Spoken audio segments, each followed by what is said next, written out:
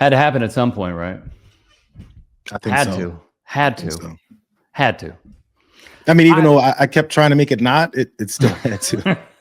Look, I have had on musicians, athletes, authors, but sometimes you just got to go back to your roots, man.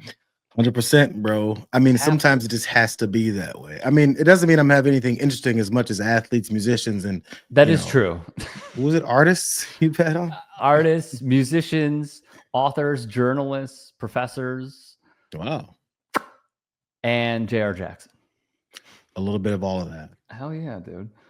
Well, I'm glad you're here. I'm glad that we get to do this. I'm glad that we get to talk shit in a very long format, because as we've discussed, everything and a lot of different factions of media has to be concise because people's attention spans are so low, but hopefully they stick around for a minute or two when it pertains to this stuff. I think sometimes it's worth it. There's also some, pitfalls to this whole business is, do you wear makeup, Richard? No. You don't? Not ever? Never on camera? I did when I was at 120 Sports. Yeah? But now, no. I Was it like something you regretted, not regretted, but like hated having to think about having to get done or do? No, I mean, some people, it's a big deal. Consuming, but I didn't want to do it. I never wanted to do it. And then, I started getting old. So then you have to start, you have blemishes and stuff like that happening. Sometimes you get those extra freckles on the side of your eyeball. Are you saying everybody's grandfather has it? There's no, this is a great example of being hetero, but also getting to a degree gender affirming care. So do you wear makeup on John's show? Is that what you're saying? I wear the lightest amount. This is what happened to me, and I've learned from it. When I started watch this is when I started wearing makeup, like the live, I think 2000, Jesus, what was it, 22? Anyways, whenever that show started, I started putting on makeup, and I didn't know what I was doing. In fact, old school people that will watch the whole network may remember there was a little commercial where I was applying makeup, and it was so much. I remember that. I was like, what are you doing, bro? So I've done like dramatically less and it's better, but I still happen to sometimes get the whole point of this entire point was my eyes are burning and I effing hate it. And my eyes burn and I look up, I go, what's wrong? What's happening in my eyes? And I'm like, oh yeah, today's that day you decide to put some makeup. That's the dilemma that I'm in right now. Sorry. No, you're fine. I understand where you're coming from. I totally get it. I've been there. Like this was like a big operation that was funded by Jerry Reinsdorf, who is the owner of the Chicago Bulls and the Chicago White Sox. And he launched his own media venture, had a ton of potential, and they hired a makeup artist. They had a rotation of like 3 to 4. So we would go into the makeup room to get it done. And she had like a little spray thing and they would put some stuff on us. And it probably took 10 minutes or so, I want to say. But it was like the whole thing. So I understand where you're coming from. And like when it comes to TV makeup, I'm sure she did way too much. That's the whole idea. So you don't look, if you see someone that just walked off of like a set and you see their makeup, whoa. Yeah. But if you see them on camera, it's like, oh, look, he has some makeup on. Right. Yeah, I mean, it was a lot, dude. Don't get me wrong. It was a lot, but it was fine. We had a good time with it. It was all good. So we got a few things to get to here. Yeah. The first is, let's start with Adam Friedland. So Adam Friedland was on his own show. He hosted Blake Griffin. And here is what a portion, at least, of what they discussed. How many Republicans are in the NBA? All of them. 17. 17? Yeah. Who's Jimmy Buckets? Probably. I don't know for I sure. kind of feel like he's got a little Republican. Does he get pub vibes? He's a little bit like pull yourself up by your bootstraps. Yeah. I was an orphan. Yeah. Has the demographic changed in the NBA? Like, did you notice Still that? mostly black. It's got chops. Has there ever been a guy that just like right before a game has to take a big crap, right? Yeah, for sure. And then they don't wipe properly, like a Pat Bev style defender. And like, can you imagine like how annoying it would be if Pat Bev just like smelled like poop? One time, I'm not gonna say who, but a guy had dreadlocks, and I'm guarding him in the post, and he kind of banged, and the dreadlocks just engulfed my So face. you smell like a hobo? We actually don't say that. We say unhome. Less. Home. Yeah. Less than a home. Who is it? It's not DJ. That's your boy. No, I'm not gonna. I just said I'm not Oh, gonna it's say his Kenneth name. Fareed. It was Kenneth God, Fareed. you're good. Is it Kenneth Fareed? Weird type Was shit. it Kenneth Fareed? He's like blown away. He's blown away that he got it. I was racking my brain too, and I was like, okay, his era, who he guarded, maybe somewhat frequently enough for him Right. to remember that. Oh, because it's probably when he was in Denver. Kenneth Yeah. Fareed. Yeah. I mean, do you remember Kenneth Fareed outside of Denver? The thing is, he must have been. But you know what? If you stop and don't think clearly, you might think Kenneth Fareed is also Nene or Nene. Nene Hilario. Right? Nene Hilario from Brazil. Aren't they kind of like, if you're just a casual watcher, you may Ooh. get there's a style of play is similar. I mean, Yeah. You know, Jay, you bring up a good point, and it's also in the vicinity of, as a white Jewish man, not going to touch that one. I was trying to get you to finish the sentence for me. Not going to touch that one. It's like, you know, Rick, the black guy in the NBA that you'll definitely say is another one. Is there anything? There is something that is way more racist that a white person can say to a black person. But one of on the list is, you know who you look like? And then they look nothing like each other.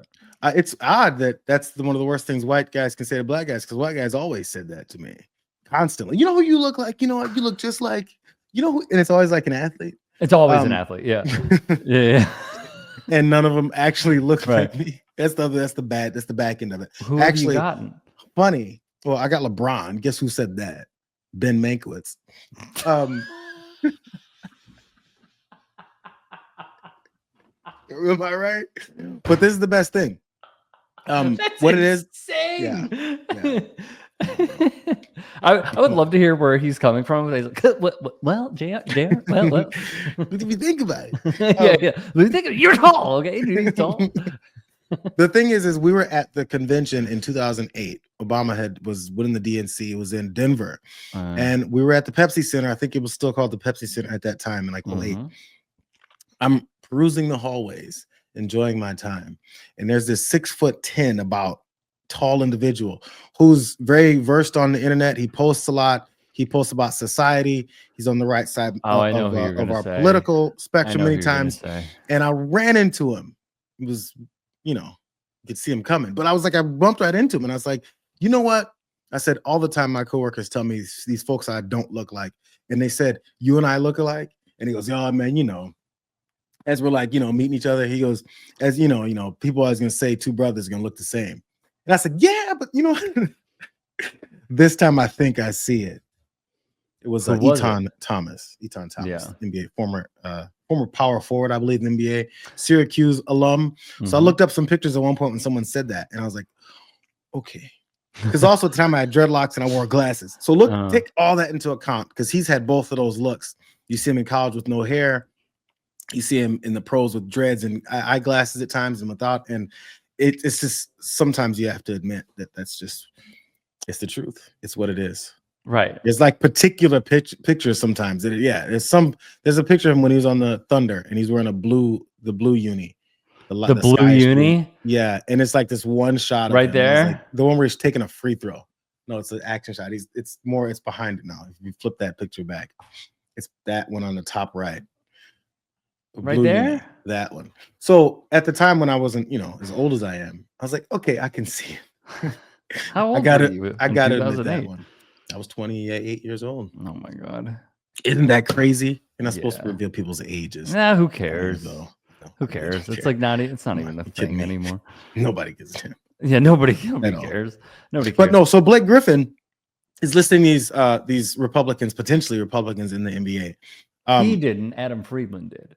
Well, he said Jimmy Buckets. Well, he said there are 17, so he has this vibe. Obviously, he couldn't list them, of course, but it kind of makes some sense. So the same way I was giving a random number. You think giving a random number, but it seems he's thinking this is a random number and it's humorous, but it's about that percentage of the NBA is probably Republican or probably the vast majority doesn't really think about political arguments and decisions and side to sides and day-to-day wonkiness that we always do. I assume a lot of them don't. But I remember one. I could actually name two. mhm. I can name two because it is a given that this guy is MAGA. When Oh. they were in the bubble, right? There was that report out via Rolling Stone that some dudes were like really eating. This is peak COVID, eating up the conspiracy theories. And in that write up, one player watched Donald Trump's speeches over and over and over again. And he's like a super religious dude, like religious to the point that like you're a Christian nationalist. Oh. At least that's the vibe it gave off. And that was a man who did not stand. I'm sorry, who did not kneel and stood during the national anthem when everybody was kneeling. Oh. Do you remember who it was? No stories. No. Who was the... I don't know. No, It was the Orlando Magic's Jonathan Isaac. Oh, I remember And Jonathan Isaac was MAGA, yeah. Let me see if I can find this. He signed a book deal, bro, with the Daily Wire. Saying "Still I Stand."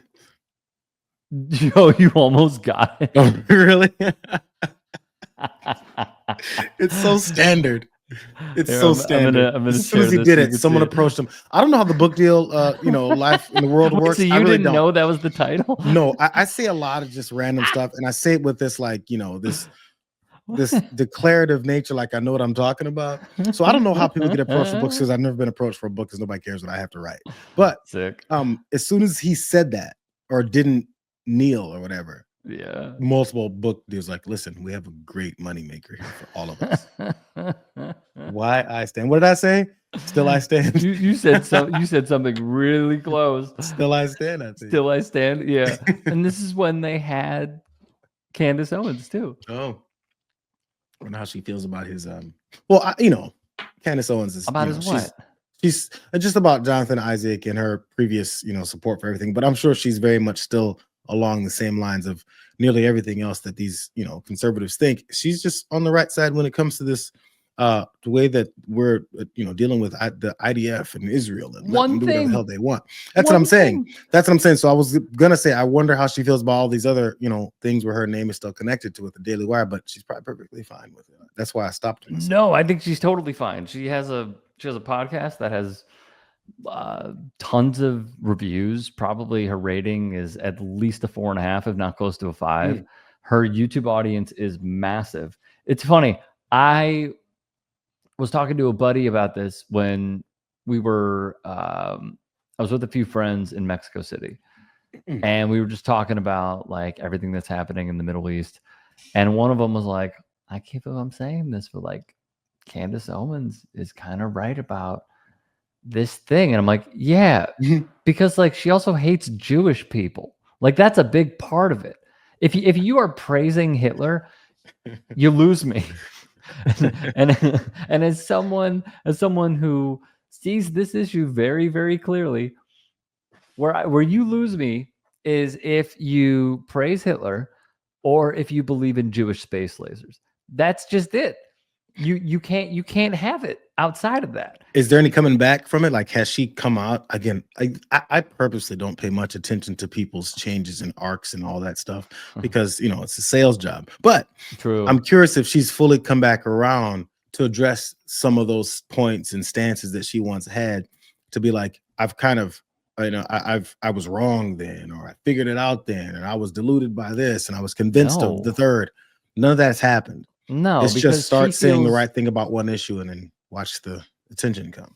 Kind of, but like she also feels super empowered because she's right on one issue. So when she left, there were some people that were like, is this part of the rebrand? Is she getting away from Ben Shapiro, who really does a disservice to Jewish people everywhere? Like, I'm not gonna cook him. He's got no motion, man. He's done. But like, what really gets me is, as I told my buddy, like, look, man, a broken clock is right twice a day. Like, initially, when it came to the big beautiful bill, Rand Paul was like, no, I'm not gonna vote for that. And that's when I was like, okay, I hate him. But he could be right on one thing. They could be right on one thing. It doesn't mean that I think they're right about everything. It doesn't mean that I give them a pass on anything else. 100%. It's that in that moment they're right about one thing, and that's how. And it's I okay feel to about say they were right about this thing because they said this thing that makes sense. That's good to know. Let's make sure that people hear the right thing. When they're wrong about it, say the same thing. That's all. Right. And it's very simple. And also I don't think there's a need to butter anyone up. So Candace Owens, as horrific as she had been on everything before, and probably still is on everything else, it's unnecessary for someone who's seeing the way that she may come over to the side of eventually to then try and coax her to come to this side because we're trying to be so kind to her, to get her to come to this side. The debacle that is this administration, the people that are in office right now, should be enough. Someone should be able to recognize how horrible things are and come to these conclusions on their own, even if they missed it before and they were calling a bunch of leftist crazed people and they finally figured it out. It's okay for them to just figure it out and do it without being coddled for it. You don't have to be. I don't have to give you a congratulations. I don't have to give you a standing ovation, bro. I appreciate that you're saying the right thing, but I don't have anything else to say to you. But I also think, not to cut you off, I also think that this is very important, that when I see accounts on Twitter, right, from Democratic wins or stuff like that, they're just trying to get some sort of motion as well, to be like, oh, you see this? They're turning on him. Could it possibly be? So I don't even buy into that stuff. I think it's just fair for us as media members who are super freaking objective to just call balls and strikes.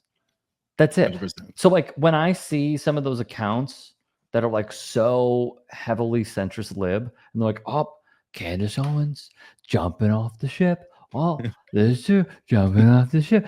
I truly think that it's about trying to get, I keep saying the word, but trying to get momentum on their own social media accounts for retweets. Because that, let's be real. People don't read news articles anymore in full. They probably won't even read a second news article on the very topic that they're interested in. Come on, you kidding me? A third. Oh, you are in the Hall of Fame of reading in this country. That's how far we have fallen, baby. But I think it might be worse than you even think, but yeah. I agree. But what I will say is, at this juncture, I think what they're trying to do is, number one, it's appealing when you see it in a tweet because we only have so many characters. It's not a news article. And secondly, you see the amount of engagement it gets. So then you're like, okay, well, what am I missing over there? It's like driving through a neighborhood and you're like, oh, well, there's a party going on and it's an open invite. I want to go see.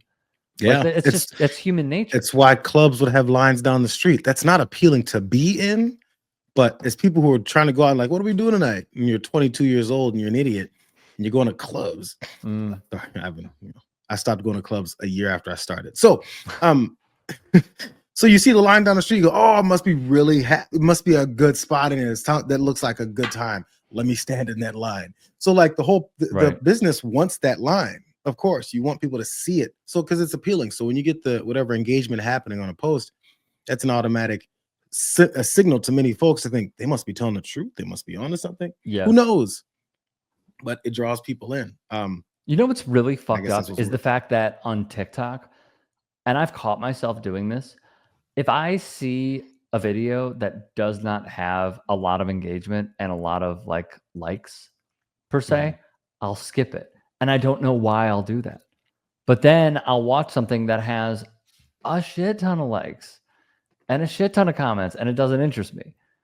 So I'm owning my flaws here because I play into this as well, literally on TikTok. I do it all the time. I don't know if it happens on TikTok because I'm trying to get more immersed in it. I think I kept saying it was the kids app and I don't care and all that stuff. But it's necessary and people use it and it's fine. But my issue was that I didn't know how to add another app to the things that I generally would drop off to. You open your phone oh, let me see what's happening. It used to be Twitter. And it's just I don't have the capacity for it again. So I'm still trying. But what sucks, I think when you're talking about reading, I think people may just even take what they see on TikTok and that's it. Oh, definitely. Forget a headline. What? Oh my No, God. no, no, no, no, no, no, Forget no. cross-referencing a story. Oh my God. Forget looking up who this person is that just said it and why they're saying it. Mm-hmm. It's just that has a lot of engagement. That looks great. There's a reason why there are so many oligarchs that want to own social media platforms. TikTok is going to be bought, according to the reporting, by Oracle next March of 2026, which is very bad. I do not want another social media platform in the hands of not only a Trump donor, but just an American, to be honest. Like I want everything to be unregulated to a certain degree and not have to go through a filtration system that will only allow a certain thing. And by the way, TikTok censors a lot of stuff. But what they're going to do is, I'm blanking on the dude's name. I have his face in my head. The head of Oracle is buying TikTok, according to the reporting, next year. They're going to shut down TikTok and launch a new app called M. And it's going to be in partnership, allegedly, with Mark Zuckerberg. So, like, when we're talking about, like, oh, TikTok and news, like, yeah, don't get me wrong. It's imperfect. Nothing is ever going to have 100% success rate. But people get their news from TikTok, especially from creators who will cite their sources, which is very important. If this deal goes through, which I believe it will, then I cannot imagine the sort of news or lack thereof that the platform is going to a lot. Like, a lot of people are comparing it to Red Note in China. We found out about Red Note in protest over like the TikTok sale that happened, and then they just keep pushing it back and pushing it back.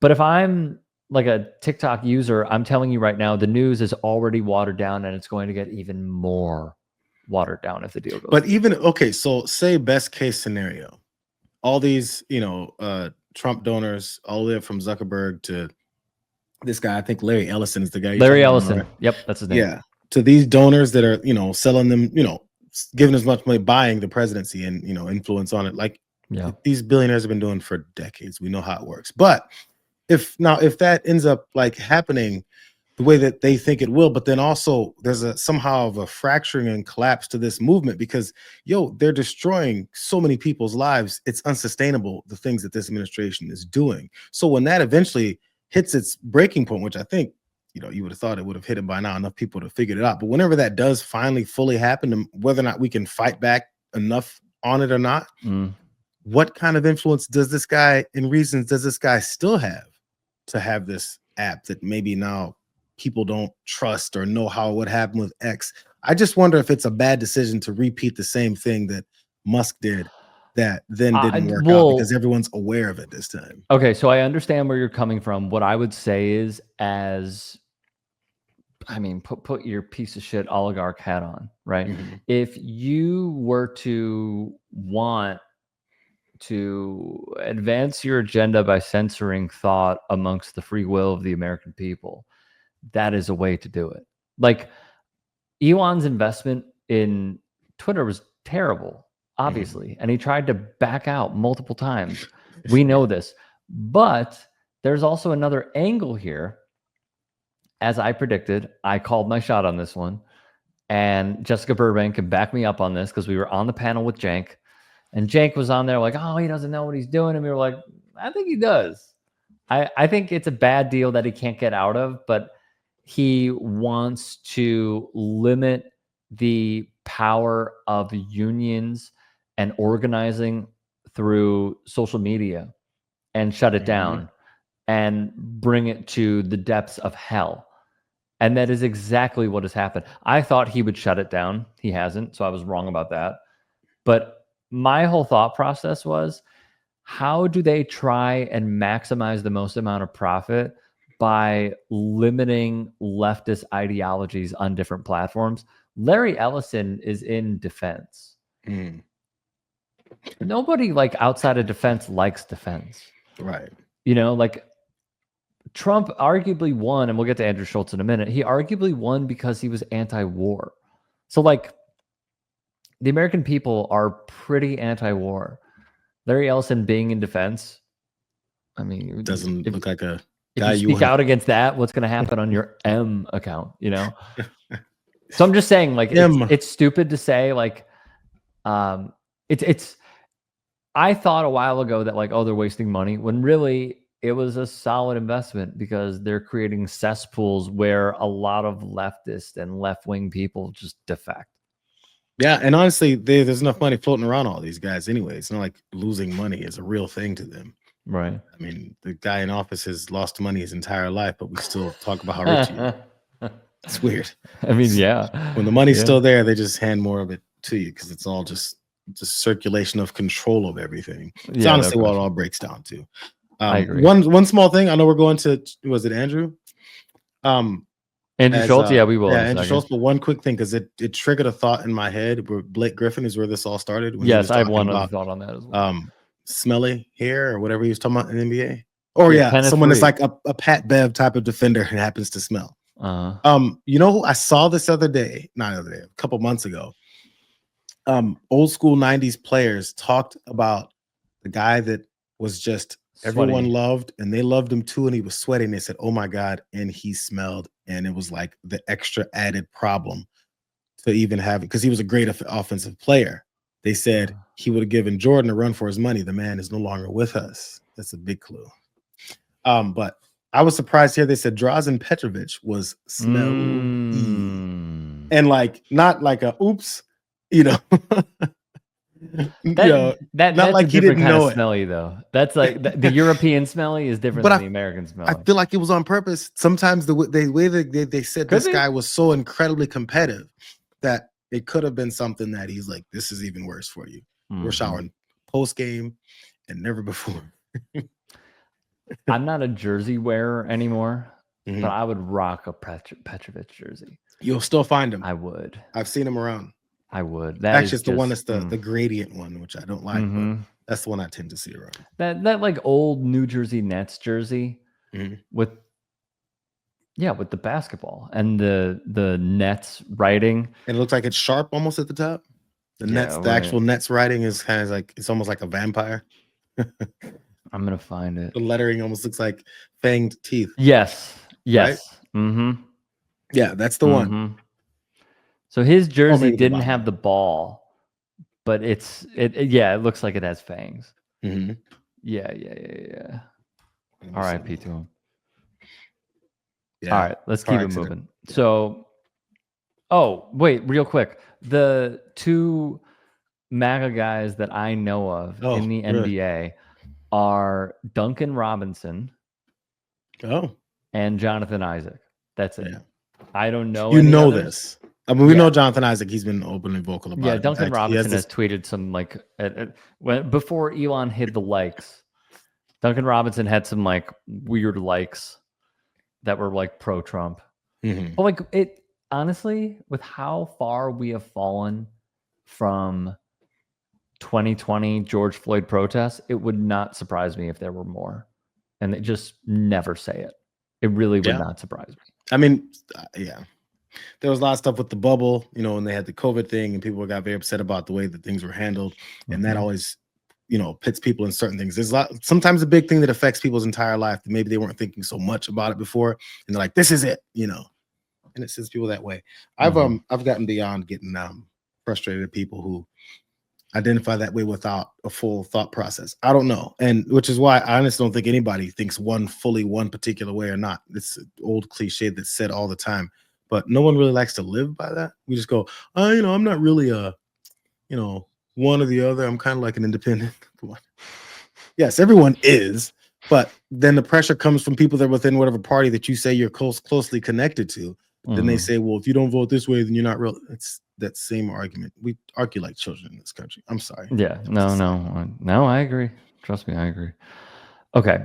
Well, speaking of children, on the Flagrant podcast, they put up this video and it got a lot of traction, bro. So let's watch and then we'll discuss it. Are you still talking about Jeffrey Epstein? We have Texas, we have this, we have all of the things. Texas. Still talking about this guy, this creep. So we're stupid. Yeah. We're the fucking idiots, guys. That is, I think, what is enraging people right now is it's insulting our intelligence. Like, obviously, the intelligence community is trying to cover it up. Obviously, the Trump administration is trying to cover up. Something changed because they ran on this idea of exposing it all. All these guys had great ideas. Cockeyed Cash, Dan He had Bongino. clips, Doug. He had bars. He was ready to tear it all down. He was ready to tear down the entire FBI office. Shut down the Hoover building day one. Day one. Them bitch still standing. And then he goes on Joe Rogan and he's like, listen, do you think if I had it, I wouldn't share it with you? I do. Yeah, I do. I do believe that I do. 100%, especially when you're staring at me like this, telling me that. Once you protect pedophiles, you are the most cockeyed person in the entire world. So one or two things in my mind is it possible. One, you're covering it up. Or two, nothing really happened and you exploited the rape of thousands of children to get your man elected. So which one do you want here? Wow. Jay?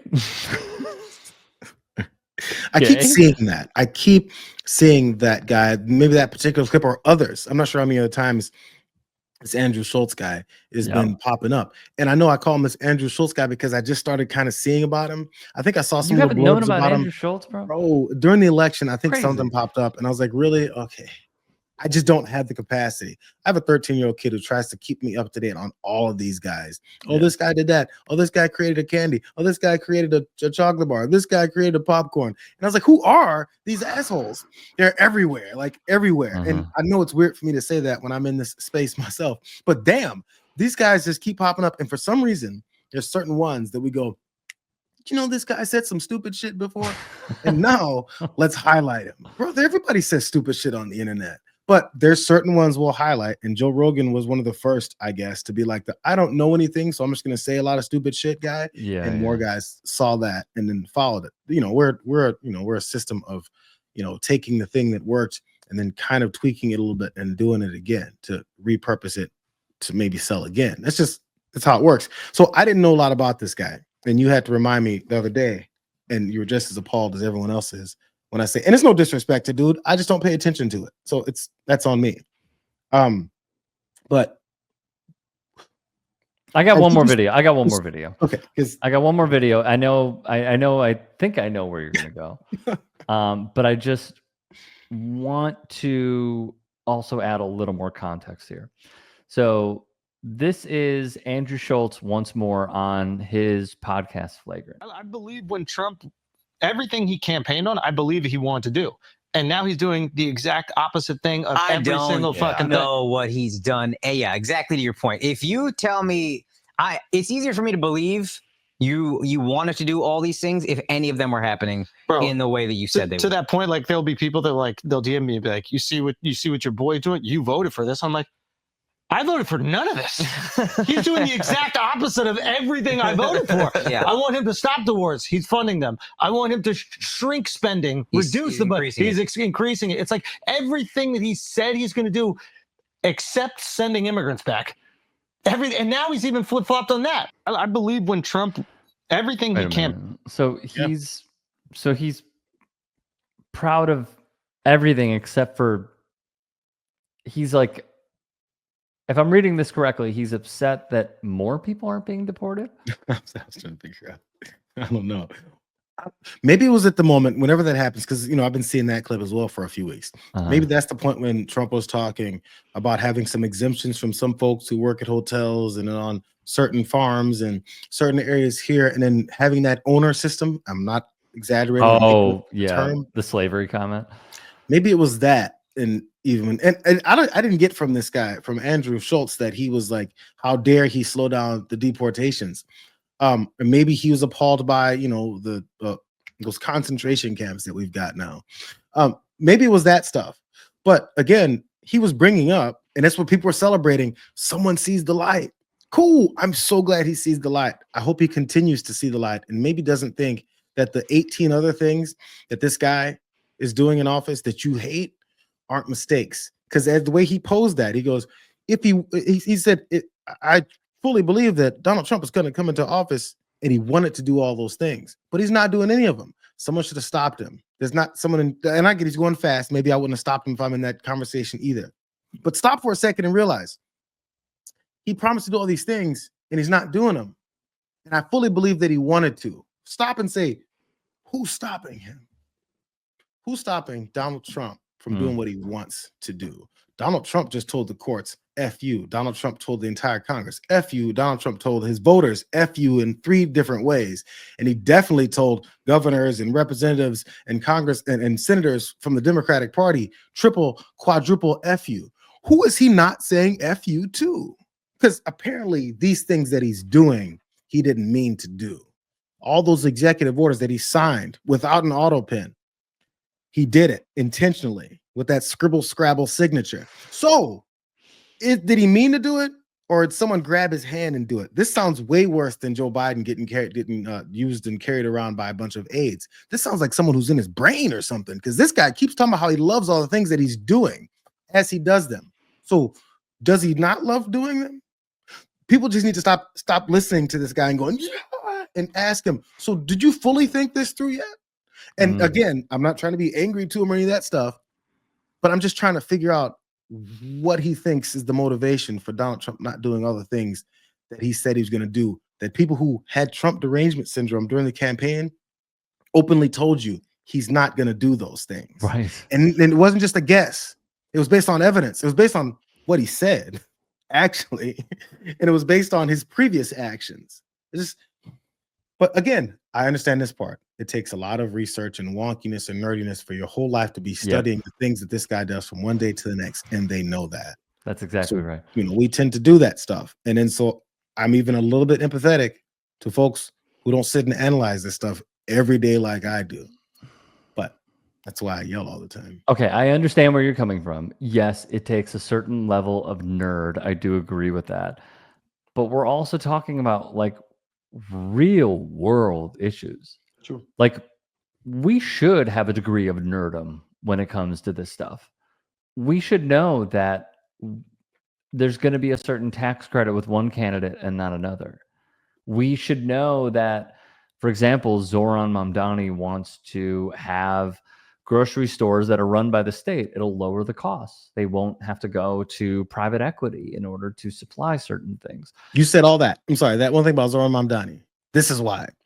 That was exactly what's happening. But what's easier to hear is some dum-dum. You said exactly what Zoran Mamdani wants to do with the grocery stores and the reasons why and where they could go if he doesn't. Yeah. The opposite opposing point of view that people that listen to Andrew Schultz's show, again, I'm not trying to insult anybody, but to listen to that, it's easy to hear him replaying Donald Trump say he was still supporting him, saying Zoran Mamdani wants to communitize the grocery stores. That's what he keeps saying. So saying 5 to 6 stupid words is way more effective than saying like 3 to 4 sentences of effective, real, reasonable communication. I agree. That's why. And it just sticks more. I agree. You talked about people don't read. People also don't listen. Yes, I agree with that as well. I think, controversy sells.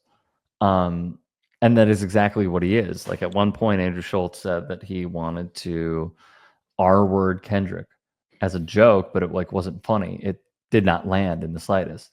So here's where I don't give him a pass. Okay, that's weird. I'm still stuck on the Kendrick. Do you want to see it? Oh my god. Do you want to see it? I don't know. Again, I'm way behind. People. Again, my wife and my kid always tell me how I'm not on you are anything. way behind. I remember they had a little back and forth. It was this guy that Kendrick was going back and forth with. Yeah. Oh. Yeah. See, that's what I'm saying. I hear the stuff. I just don't put faces and names to it all the time. There it is. Okay. Are you ready? It's 4 minutes. Do you want to see this? No, we don't see it. Okay. All right. Recap it. I'll send it to you. Yeah.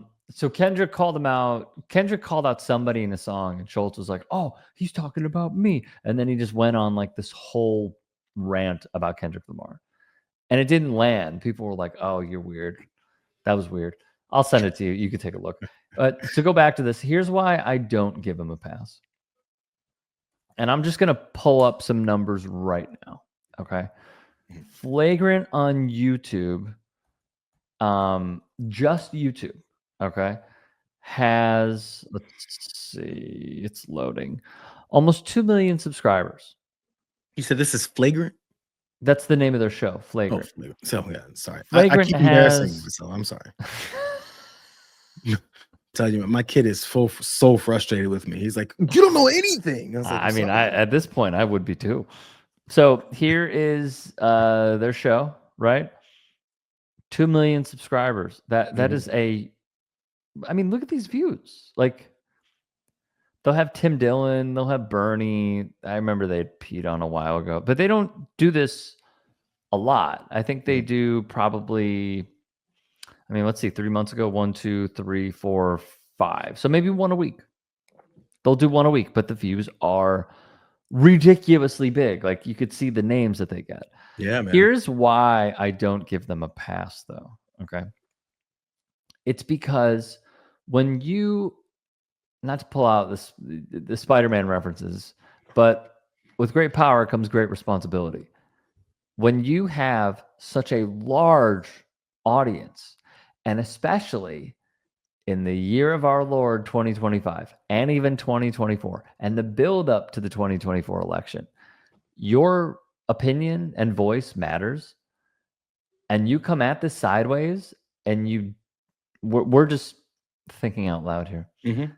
They don't read, or they don't look into something as much as they possibly can. And you saw it with the Bernie Sanders interview. Not a huge fan of him, but the Pete Buttigieg interview. Like, it's very obvious that they're out of their depth on a lot of this stuff. So what gets me is, and I said this today, like, on the left, we have to stop being such pieces of shit towards one another, because the infighting drives me insane. And getting mad over something small and instead just hashing it out, I think, is the best way. But we're also at a point where we are going up against oligarch money who could literally buy elections, and we need to build coalitions. So I'm deciding, and like, I still don't know, like, yeah, that's great, man. I'm really glad that you finally saw it, even though we warned you quite literally about this for years. We warned you about what was going to happen for years. And he has 100,000 times, 1,000,000 times a bigger say than I do across his social media platforms, across his multiple shows. And he ushered in his audience to become Trump supporters or ingratiate them even further in the MAGA movement. So this is where I'm at. Like, we need to build coalitions. It's good that he's saying this. I can't just forget that quickly, because I'm still kind of like ticked about it. Mm-hmm. But the fourth thing is the audience actually going to stick with him if he keeps it up? Are they actually going to be like, oh, thank you, Andrew Schulz. You are showing me the light, considering I also don't read. Like, I don't know. Are they going to defect and go to another show? I mean, it looks like the percentages of his, guests or topic bases is probably 50% political. So he still has the eyes and ears for people to talk about, sports. I assume there's some. I think I saw a boxer up there. I saw some wrestling stuff in there. Yeah, Little all these Yachty's rumors. in I saw some there. of. Yeah, I say the MMA Dana White, but that's still kind of political. So yeah, there's enough people, enough interesting crossovers that then when he gets the big political ones, it really is that mold of those two. He's cultivated his guest set to be great. So right, no matter which way he goes, if he does back off the political talks more, or even leans to a different direction away from MAGA, but they're not going to back off the political. Yeah, they'll still be like there, they know that that's their audience. Yeah, they do it entertainingly enough. And that's what I'm saying. Things like, even when the left posts things that this guy says now, you'll be like, oh, look, and so excited. I don't feel like worshiping these guys. I just don't. Good luck, man. Congratulations. Keep doing that shit. And I mean that sincerely. I'm glad you saw it here, and I hope you see the next one. But I'm not going to be here to continue to praise you for it and pat you on the head so that you can understand and see reality that beforehand. And this is why there's this built up, pent up annoyance. Because when you were talking about how so many people said it, they were dismissed as being anti-American. How dare you? I can't believe you do this. You just hate him. And it's always based in stupidity. And once they've hit a corner, it turns into, well, look at your face, or you're just a dum-dum. It just then turns to name calling. I was like, oh, what are we, like, it's almost hard to take it seriously. Like, how do we conduct maybe an election when half the people are voting based off of name calling? Name calling and vibes. That's what it was. There's actually one more piece of video that I want to play for you. Because again, like, I understand if you're not a Kamala fan, okay? I am not. There's plenty of reasons not to be. I'm not a Kamala fan. I voted out of harm reduction, which also over time has proven to really hurt progressives and leftists and socialists alike. But he said this, which also, again, shows me a little something, but he's a little skeptical about Mamdani, which is fine. But he did say this. So, whoops, let's go back. So let's listen to this and then we'll react. The only party right now, to me, seems America first is the Democrat Socialist Party. Yep. Bernie is America first. Mamdani and all his ideas that he will not be able to execute, and I frankly think many of them are not good ideas, but he is no doubt New York first. The policies seem to want to help people here. That's what I care about. If MAGA wants to take this America first thing back, they got to start looking out for America. It doesn't seem like they're doing. Lying to Americans is not America first. There is one lie, which is Epstein did not have a blackmail ring on all these very influential people. And by saying that that didn't happen, you have to tell a lot of other little lies. Every one of them just pulls a little piece of thread away from the fabric. And we're starting to see right through right now, and it's just embarrassing. Okay. Once again, here's where I'm at. He is right that out of any faction of the main political parties, where there are two, the factions within it, he is right about the DSA. He is. Mamdani is New York first. Go back to the debate. Hey, are you going to visit Israel? First off, stupid fucking question. Secondly, Andrew Cuomo's like, yes, I will go represent Benjamin Netanyahu once more. I am his counsel. I am his muse. I am his flame. What a fucking loser. He hasn't finished painting me yet. What a chode. And then Chris Cuomo was out there like, I don't even, is he my brother? I don't know. So what was I going to say? Okay, so DSA, right? He is right about Mamdani wanting to be like New York first. He said it in that debate. Like, no, I'm going to stay here. I'm going to work with New Yorkers. I'm going to make everything more affordable. And what really gets me is this overlap between, like AOC talked about this a while ago after the election was over, that people who voted for AOC in New York voted for Trump as well. Not at a high rate, but at a good enough rate that it was like, what is going on here? So it's this sort of, I know we've heard it on the network a lot, but like this fake populist message on one side versus a real populist message. And it sounds like a lot of people just fell for the con, honestly. Yeah, I mean, the crossover being enough because he was selling it, but that's what I was confused by. It wasn't even a good sales job because, the only way you can get away with it is to not be challenged enough on it. He was challenged on it decently enough. I think it was pretty obvious.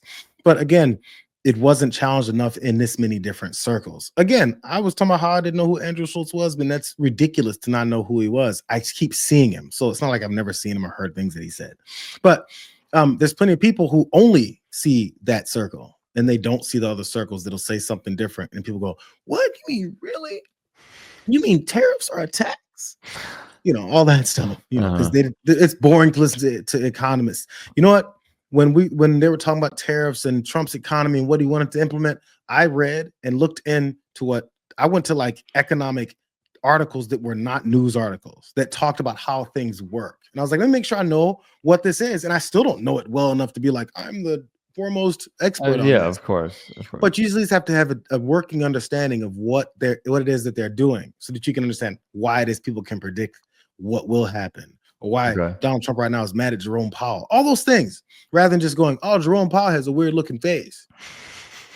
Because when you have nothing else to work off of, that's what we do, especially as Americans. We're like, well, I'm gonna go against the ugly guy or the fat person. Like, we have these biases that were ingrained in us. And it's where the decision making ends up coming. If people watching a football game and they never watch football, they're like, you know what? I like green more than I like red. I'm rooting for the green team. Right. It's just how it is. It's that's how people pick March Madness teams. Oh, the cool uniforms. Eagles against the Bulldogs? Oh, I'd rather fly. Straight up, man. I know. Well, I'm glad that we got to introduce you to Andrew Schulz. Last thought on Andrew Schulz. I'm glad I remember that. And then I'm moving on. So he said they have to take, we'll see if they have the opportunity to take the America First mantle back, being Trump folks, because in his mind, the most, America First party is this other one. This is where I get frustrated. And again, it's my frustration doesn't come with, how dare you not know? But there's just one more thought. What makes you think the people that you just discovered are absolute and complete utter con men liars? Why did they have the opportunity to win that mantle back? They just relinquished. That's a good question. They just said they're not about it. What would make them suddenly be about it? And I think that's where sometimes we'll see some glimmers of hope in some of these establishment Democrat candidates, because they know they need, say, progressive voices or progressive voters. So there's enough where they look up and go, I need them. So I'm going to do some things that actually are progressive, because if I don't, I'm going to lose them. That's where a lot of progressive voters are. Left-leaning leftists are. But for some reason, once you've gone full hardcore right and there's a MAGA movement part and they reveal themselves to you, many of them go, he's got to earn it back. Well, he just told you he has no interest in earning it back. When Kamala Harris shut down those protesters during the campaign that were talking about Gaza, because she's completely on the wrong side of that whole thing. Yeah. And then after that, people said, are you effing kidding me, Kamala?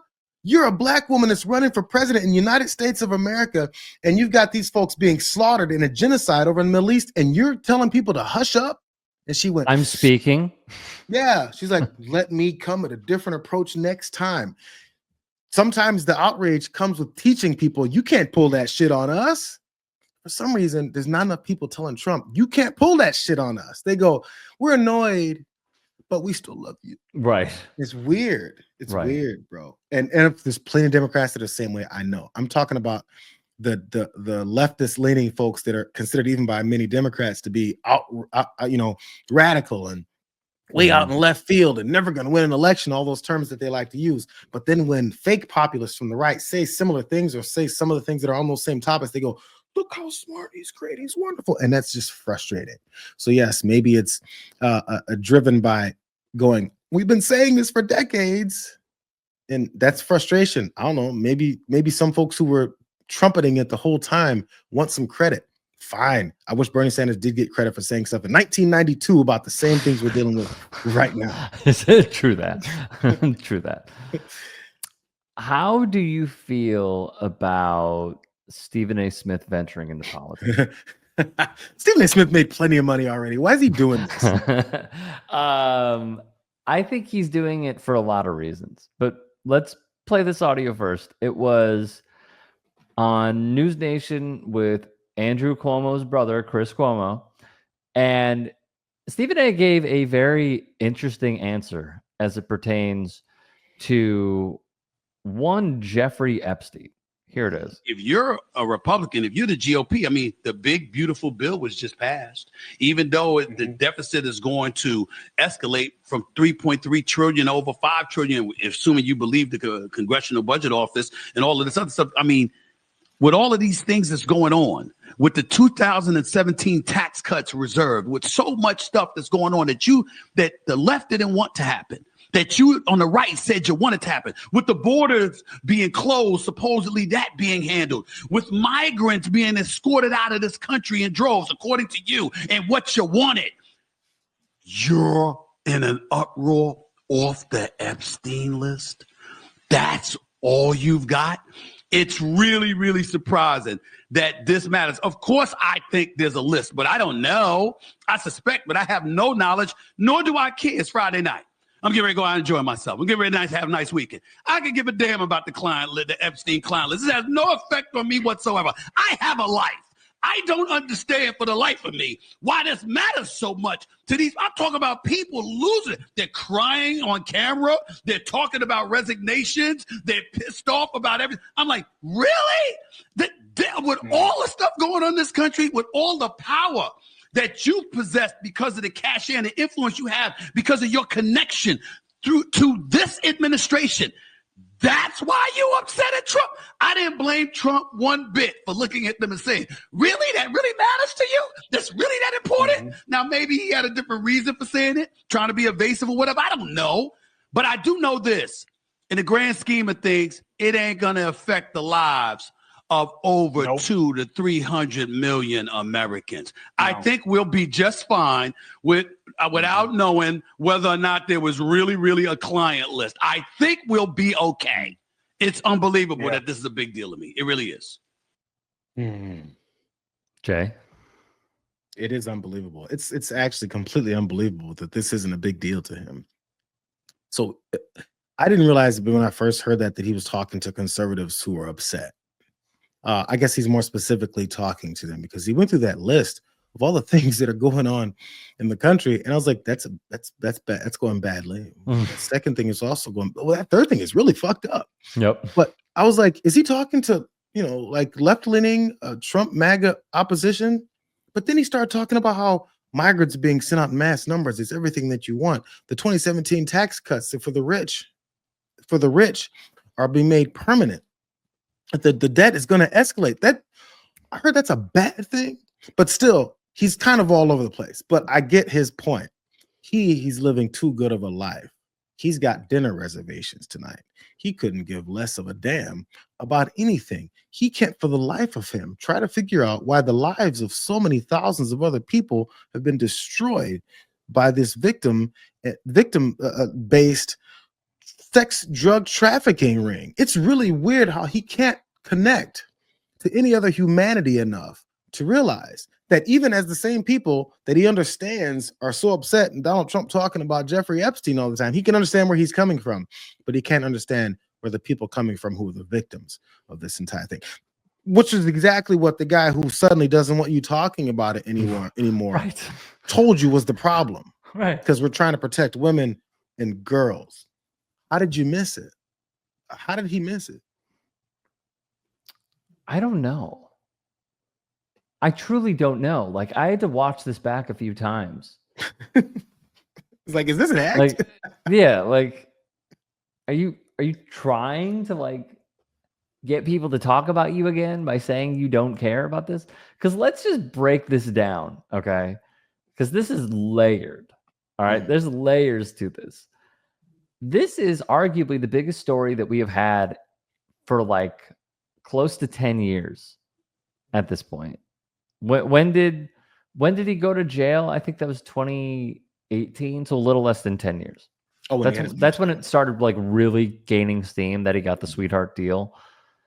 So we are talking about political elites, current and former presidents, entertainers, actors, comedians, billionaires, all being a member of the royal family, according to the reporting, all being tied into this one story. And it's still so secretive to a degree. There's grand jury testimony that people just don't even care to read. Mm-hmm. And we potentially have a cover-up happening out of the White House of the president being involved in a child sex ring. Even saying the words is insane. And on top of this, the dude is dead and we don't know how he died. Because there's a minute missing. The White House put out this whole thing of, killed himself. And Wired did an incredible investigation going over the metadata saying, there was a minute missing here. And then you have infighting, according to the reporting, between Dan Bongino and Pam Bondi. Or Bongino's like, fuck this. I want to get back to podcasting. These people are dopes. And Bondi's like, oh, just anything for you, Mr. President. Anything. And then on top of that,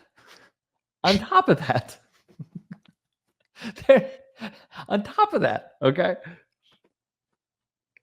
it spans generations at this point from when the crime occurred, and the president of the United States, when he was formerly president, said on national television to the now deceased ringleader's significant other, I wish her well.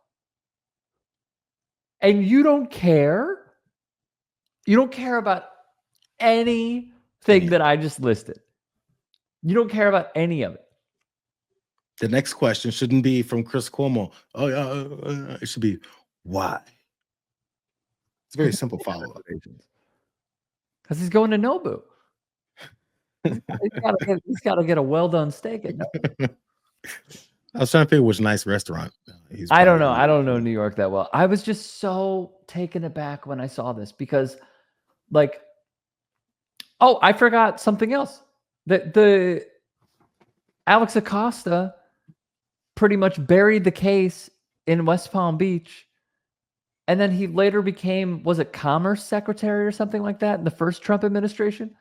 Like, it all comes back. How many more variables can I possibly? I'm almost out of letters of the alphabet at this point. We also already know that Pam Bondi, when he was a part of making sure that his Trump University case wasn't going to stick to him too much. Like she assisted. It's been so many assists and money exchanging of hands and sweetheart deals and piggybacks and all this. It's constant. It's a constant. You scratch my back, I scratch yours. It's a rotation. How do you not care? Like, am I like paying am I hyper attentive to every time a story breaks within the story? No, but I want to know. Like, you're not curious.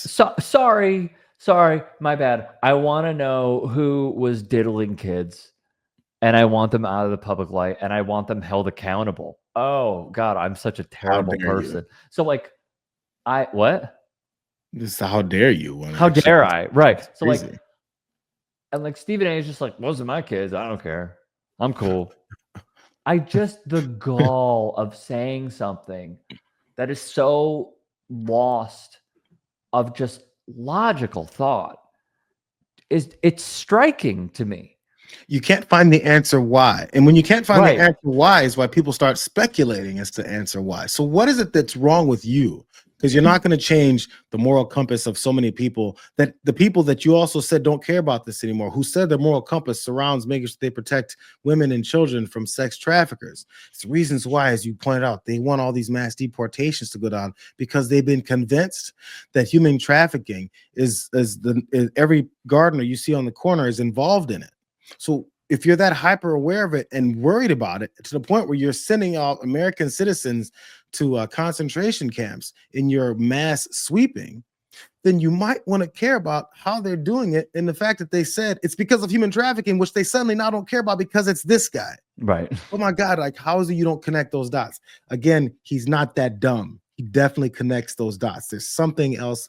I just don't know what it is. So I don't know if he connects the dots. Like, he's a very busy person, right? Like, I'll bet you he doesn't know about Alex Acosta. I'll bet you he doesn't know about Pam Bondi. Like, he does a lot. Like, let's be real. He got $100 million contract from ESPN. He is the executive producer and lead host of the #1 sports show on cable television. He does the NBA playoffs. He's going to have a bigger role with his new contract on NFL coverage. So, oh God, he's doing NFL coverage. Mm-hmm. So, and he has his own show, and he has his own production company, and he wrote that book. I'm sure he has his hand in other investments as well. I don't think he knows this stuff on a niche level. Yeah. I truly do believe that. But I think to mask that in pure ignorance and saying, well, I don't care, so no one else should care, is, to borrow his word, blasphemous. And also could lead to another segment here, which, you know what, might as well should. For sure. Might as well, it might as well could. So a question that I wanted to ask you is, it feels as though right now, and I'm not saying that this is a given, but that the tide is somewhat turning. Do I think it's going to last? I have no idea. Americans, not just humans, but Americans have a short attention span and an even shorter memory. But do you think the failure of how they went about on the campaign trail on the topic of Epstein, and now all of the fallout here, is going to lead to them losing their base of support? Well, I think it'll go that far. Absolutely not. 0%. There's been too many other things that have gone down that should have had them lose their support. You know, I looked up while you were talking, No because question. I wanted to make this comparison. right. You know what the Watergate scandal entailed? The biggest Yeah. political scandal in American history, at least modern, since it was in the 70s, early 70s, Yeah. 1972. A lot of people don't, but it's the reasons why the Signal scandal that happened with Pete Hegseth, it's called Signal Gate. Everything is a Right. gate. I Right. guarantee a lot of people don't even know it came from Watergate. I bet. Anyways, What about Bountygate? everything is a Everything. gate. Everything's a Right? gate. It Yeah. was. True. So the thing is think about all the things you just broke down that this president is involved in, or seems to be involved in, or has seemed to have covered up and has promised and then said was literally there and then wasn't there, and then is now telling people to shut up, stop talking about it. And the best thing in that post he put out, that the president put out, when he said, Wild Jeffrey post. Epstein, a guy that simply won't die. Doesn't that sound like somebody who wants this guy dead? Yes. The son of a bitch just won't fucking die. What are we doing, bro? That's the worst. That was the worst idea. But the fact he thinks he can say that, and then no one's gonna go, then that means he really doesn't think there's any limits. So again, I just want to compare it to the level of complete scandal that ran previously the worst president in any modern history, Richard Nixon, out of office. Yes. Was they broke into the Democratic National Committee's headquarters and tried to wiretap some phones, and after they got caught, they tried to cover it up. That's what it was. Mhm. And it was, oh my God, But his own people turned on him. Dick Nixon. That was the biggest one. That was the biggest one. But this His guy, people turned on him. They won't. Howard Dean, the last time you heard Howard Dean's voice was when he went, ah! That was the end of his political career. That's right. The end of Jeb Bush's political career was, please clap. Bro, these are minor. Michelle minor. Bachman's was when she tried to be relatable to me. How'd she do that? What did she do? He's got a lot of chutzpah. Oh, yeah, I forgot about that. Stupid fucker. That's not it. But now you got Christy Nome, who bragged and about murdering her dog, murdering her and some puppy. sheep Yeah. around, and she's like in these positions where she's cosplaying anywhere she goes. Donald Trump started day one with a scandal, bro. Dude didn't even put his hand on the Bible. In 1984, if the president-elect is getting sworn in to the United States American, does not put his hand on the Bible, I guarantee you it's the biggest scandal of 1984 politics. Now it was, oh man, he's just trolling. So of course, to loop that all back to your question, if they've got videos of Donald Trump doing filthy things, if they've got his name on the flight log, if they got him saying that Epstein wanted His name to end is on the flight log. Yeah. Yeah. They wanted to end their sex trafficking ring. And Donald Trump says, no, over my dead body. If it's the worst thing ever, they're gonna go, what? Sometimes he has to just take a break.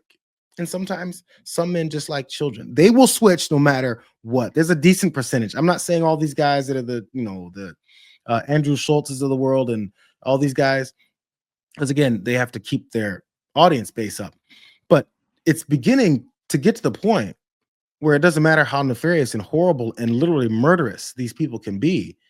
Are you with us or are you against us?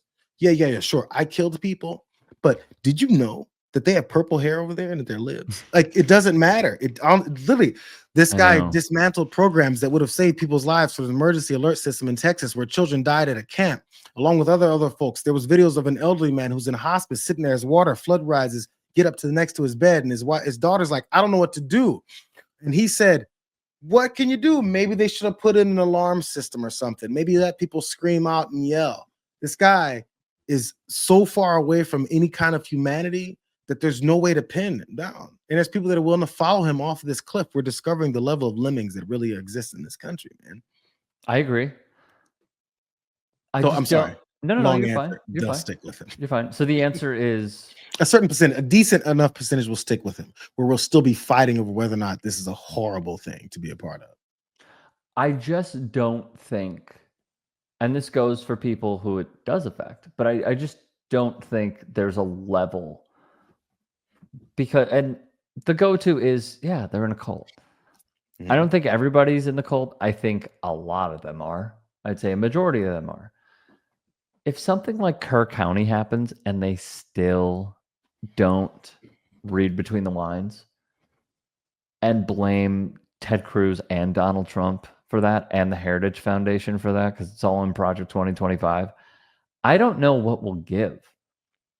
And that's why I'm just like, I'm literally, oh man, I wish I could find it. I'm literally seeing people burning their MAGA hats. Literally, here it is. They're literally burning their MAGA hats. And all I could think of is like, yo, they are literally pulling like a LeBron the decision out here, where they're just like, oh, that's it, I'm done. But my own thought process is like, why is it just Epstein? Like, why is that the thing? Because yes, he ran on it, right? And he also said like, oh, well, you know, I'm going to get to the bottom of it and I'm going to release all of it. It also started in 2020 when people started really sipping the conspiracy Kool-Aid, and he dog whistled to QAnon. And people became so entrenched in QAnon and conspiracy theories that they were like showing up to pizza parlors with guns saying, oh, Hillary Clinton's here. I know it, da-da-da. So I'm just thinking like, could this possibly be it? Not for everybody. I want to be very clear about that. But could this be it because this was their Trojan horse? Because they promoted it so much. There's no escape routes now. Like, oh, the Democrats did this. Even though he just tried that, he said they were. Right. So like, the fact that no one's buying it, it makes a lot of sense. Yeah. This is my problem. I'm too jaded because there's been 12 other things where I was like, this has to be it. I mean, this has to be it. Of course. Mean, this time. I mean, you know, this time maybe.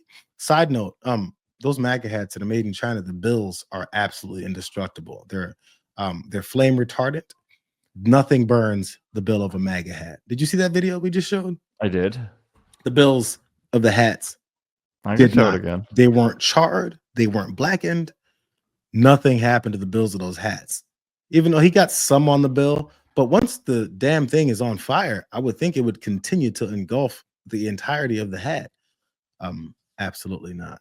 I mean, China makes a very good bill. Only the best bills. They know they're so good they might be the Buffalo Bills. Josh the fire's on the bills. They didn't look at that. Yeah, they didn't burn. Isn't that amazing? Sorry, I don't even remember what I was talking about because those. If there was something that could bring them down. Yeah, I mean, I've been waiting for it, and I'm waiting for it. I've been seeing it going. Okay, someone has to see it now, but you know, we haven't seen it yet. So I've given up on assuming I've found, you know, the antidote. So what will it be? Like, I think the question is, will it be someone releasing the list and him being on it? I truly don't think that it would.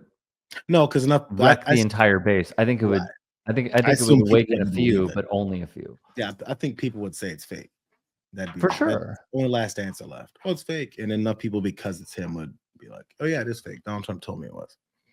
Mm-hmm. That's the only thing left. And again, it's why there's some, Ghislaine Maxwell may testify, or at least she said she wanted to testify in front of Congress. I don't give a hot damn shot what she bro. says. No Why? shot. So, but again, this is one of those instances when I'm like, please, people who are against these guys and want them finally exposed, please don't buy into Ghislaine Maxwell being your hero. Mm-hmm. It's not the case. But I mean, if she says things that are damning and it all works out great, cool. Take your ass back to jail. Like there needs to be a continuing recognition of the way this whole thing went down. And as she sits in jail, and then there was, I think I did this story this morning with John. There was thoughts before where he wanted to pardon her around the time of talking about he wishes her well, all that stuff. Donald Trump. Oh, okay. I was making sure that wasn't John. Oh. It's like, I was thinking, John, thinking outside the box here. Peter dead. Well, in League of Legends, they actually pardoned Ghislaine Maxwell. It's part of the long game. Yeah, never know. I was just making sure. Yeah.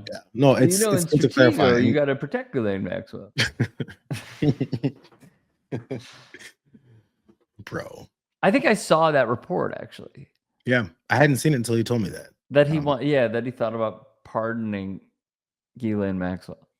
And then what Virginia Giuffre, the Joffrey, survivor that was the most, I never said her name correctly. I just started saying, drug overdose. And there was instances when she was saying, if I end up dead, I did not do it to myself. Yeah, I saw that. But where it's the same thing over and over again. And I don't know if we've heard from Dan Bongino yet, but dude might want to watch his back. Like they look scared. Him and Cash Patel, by the way, that was a little bit funny what Andrew Schulz was saying about Cash his Patel. eyes. Yeah, that's kind of fucked up. You can make fun of very powerful people. Yeah, very powerful, really evil. Yeah. Because like if they give a damn. Right. So yeah, no, it's they were scared. Like there's a video I put up of Pam Bondi when someone asked her about it and said, were they destroyed? Because James Comer was saying, I think they were destroyed.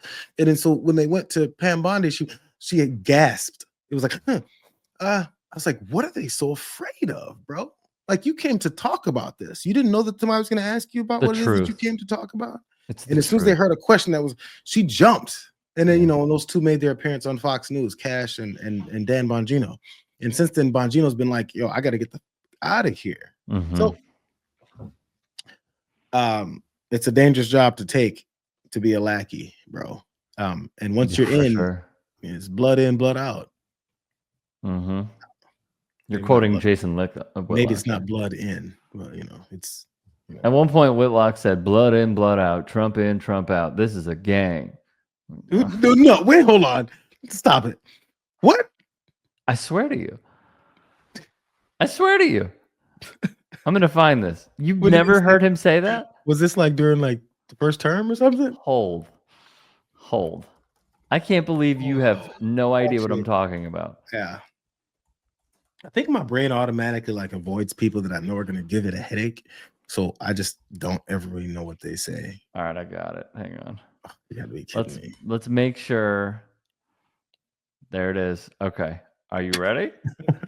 Is it 4 minutes? You think this is a game? I'm gonna pull it up right here.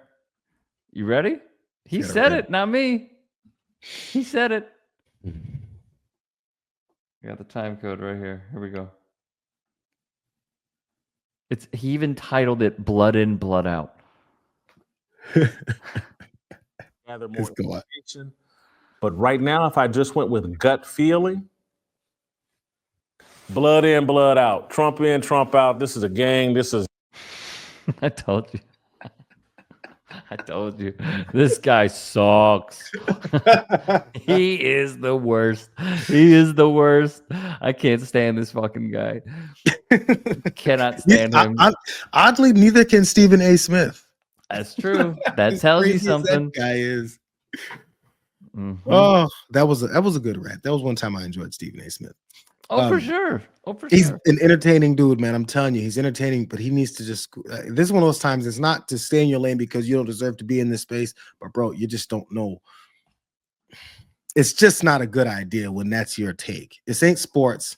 You're not taking the Cowboys over the Eagles right now. No, that's not how, I mean, he would take the Eagles over the Cowboys, but it's not that.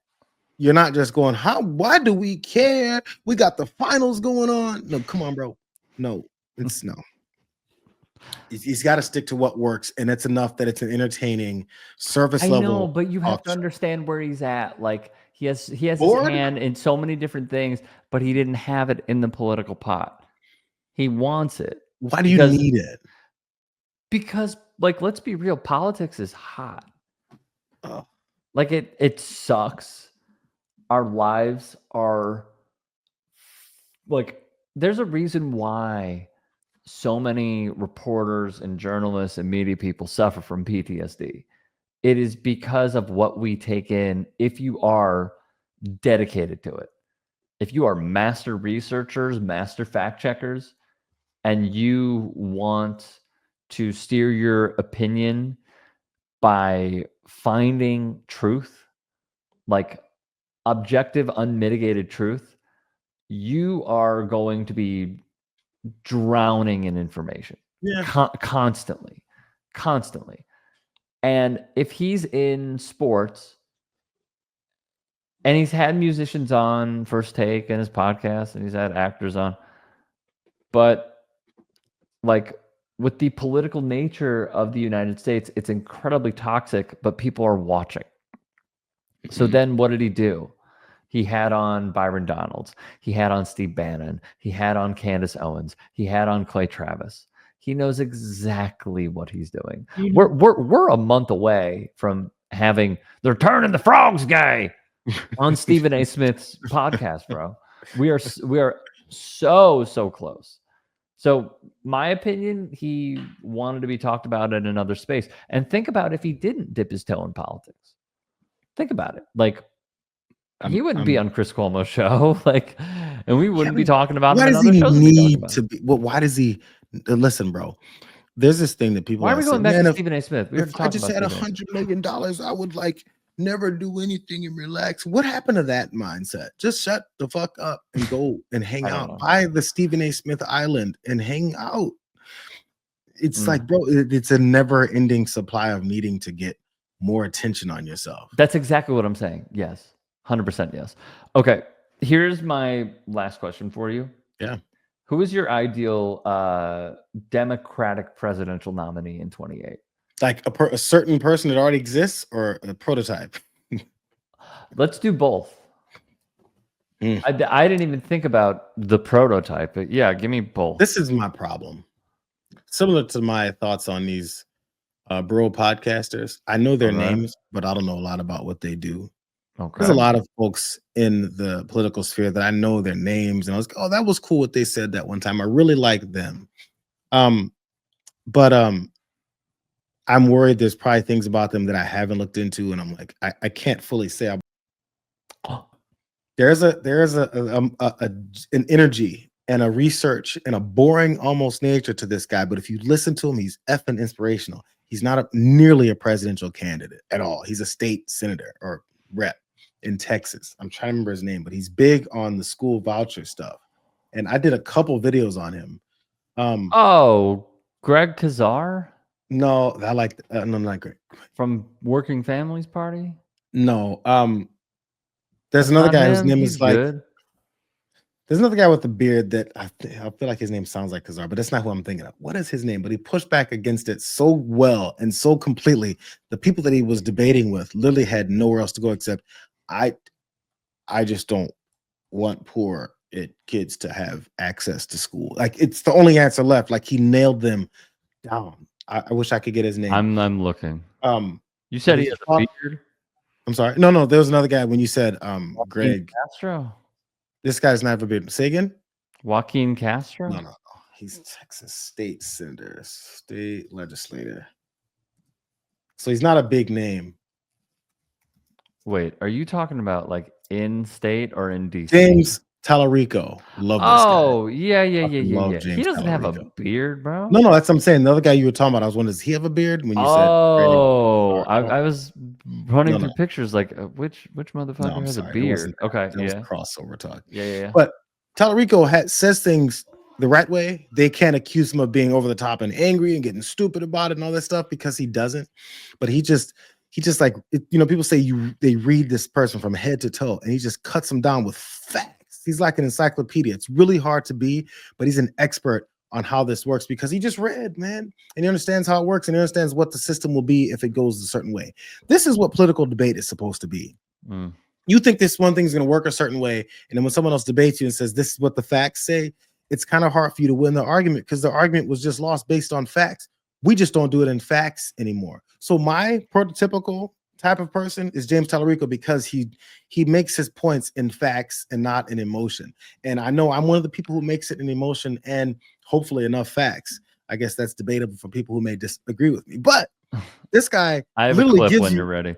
This guy gives you exactly what it is that's happening, and it's like so on point. But I don't know if that means he's presidential material. It's really hard to like come up with someone as president.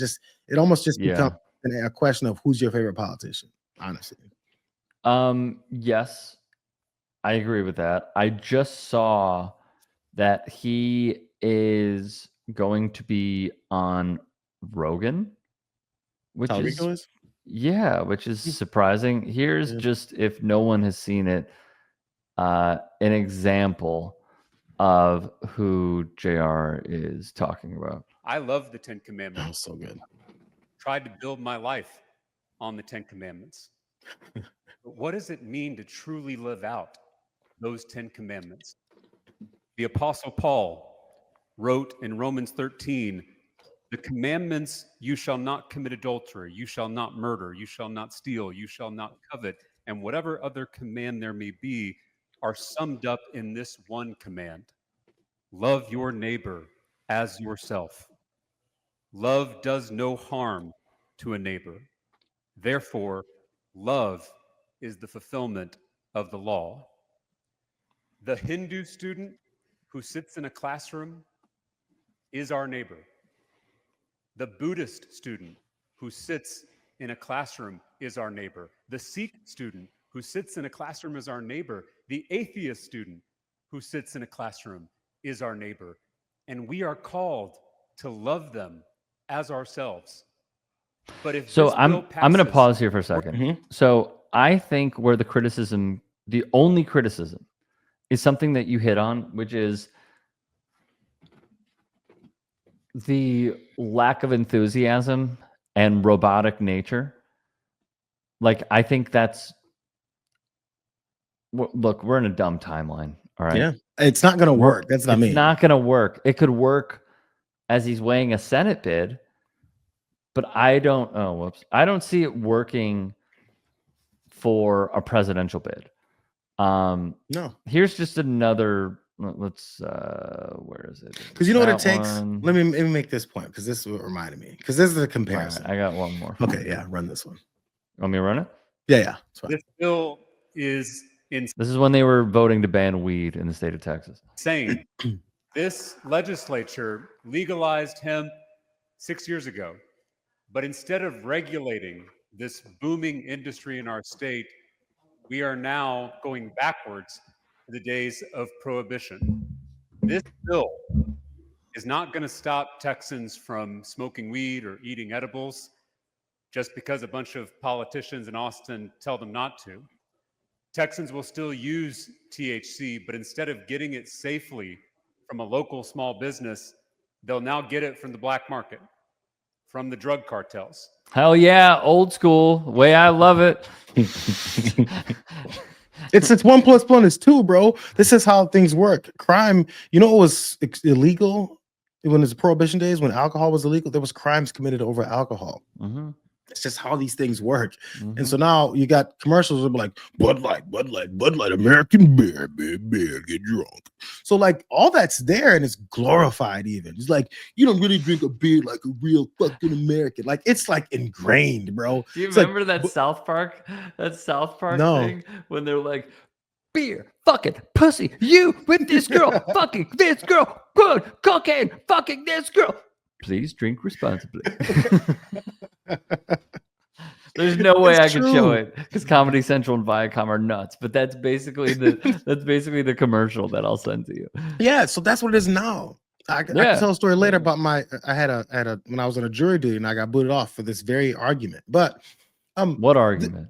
That when prohibition happened and how drugs, street drugs like marijuana should totally be illegal. Yeah. Because that's where the crime comes from. That's where the the violence that they say they want to eliminate. Why did you get kicked off of jury duty though?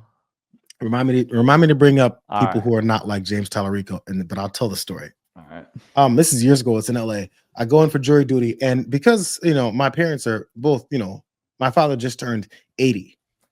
Since they're of that age, they're very happy and proud to go and serve on the jury. Like they can't wait. They're like, I'm gonna lay down the law. I'm gonna serve my duty once a year. What do you mean once a year I get to have to come in here and do this? How about 4 quarterly? So that's my parents, right? Yeah.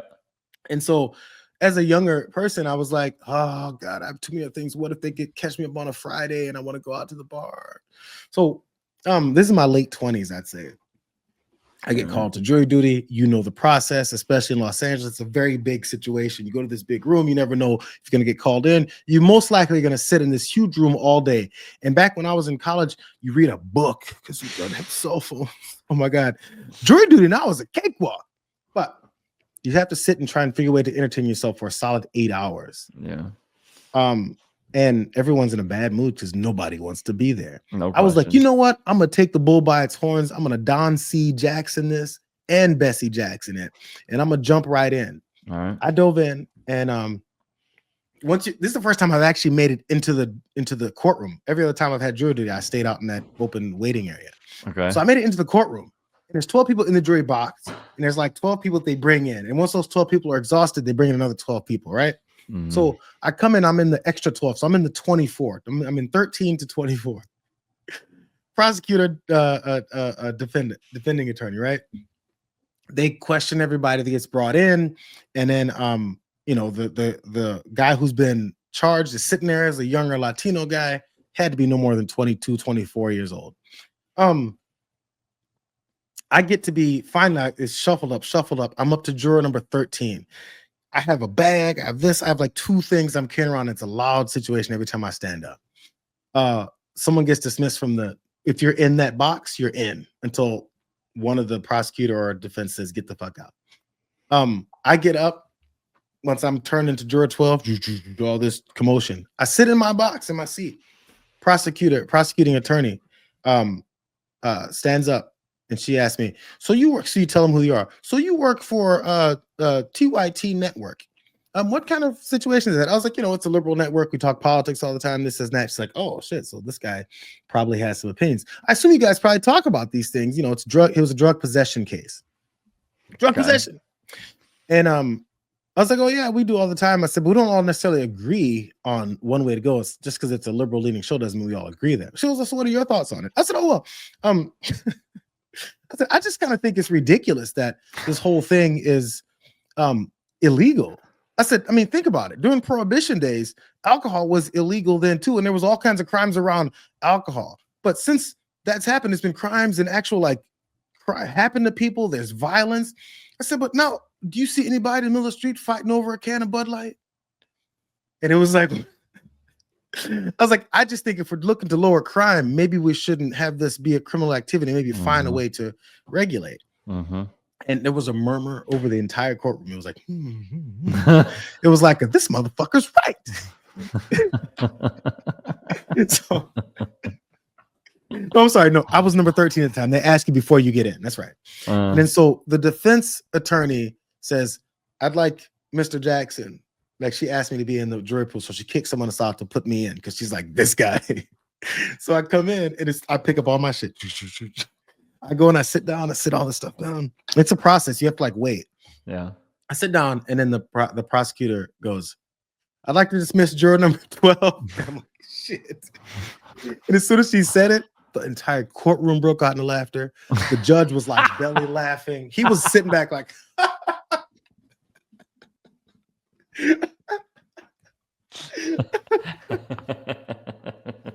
there was not There was not a dry eye in the courtroom, bro. It was so funny. They were like, "This motherfucker is not going to be on this jury." And the defense attorney was like, "God damn it!" Yeah. He was going to definitely hang this jury. Yeah. Oh, it was one of my favorite moments. What year was the thing that? is, I wasn't. You know, how people go into courtrooms and say, "Oh, just be a racist or something. You're totally going to get off. You're not going to be on this jury." Sorry, my eyes are watering. You're totally not going to have to be on this jury. But they see through it sometimes. They're like, "Yeah, man, I get in a fight with my girlfriend, so you're supposed to go up there and say some stupid story, and then they dismiss you, right?"